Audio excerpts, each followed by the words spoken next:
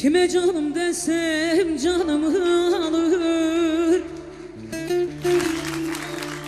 Öyle bir karalı baktım var benim. Kime iyilik etsem kötülük gelir. Guruya tecellim, işim zor benim oy oy. Kime iyilik etsem kötülük gelir. Guruya tecellim, işim zor benim oy oy. Lele kurban olam, ana kurban olam. Ben ölem ölem oy oy. Gönül defterini hey hey açtım okuram. Yolunu bilirsen gir bak neler var. Fazileti Ali hey hey, kudreti haktır, kudreti haktır. Kervancıysan eğer sür bak neler var, sür bak neler var. Fazileti alim hey hey, kudreti haktır, kudreti haktır.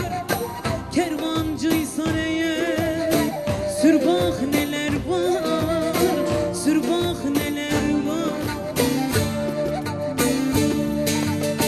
Hakkın kelamına hey hey olmaz bakana.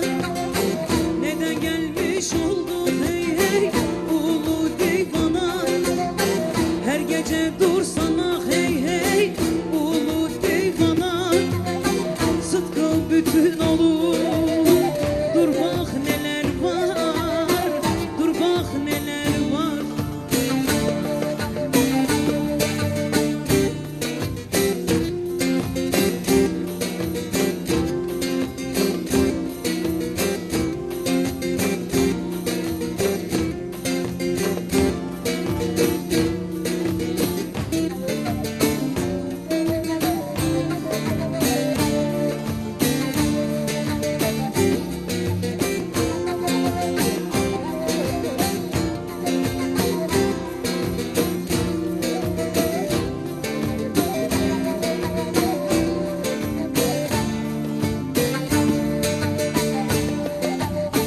Dünyada gerekti ahiret başlar.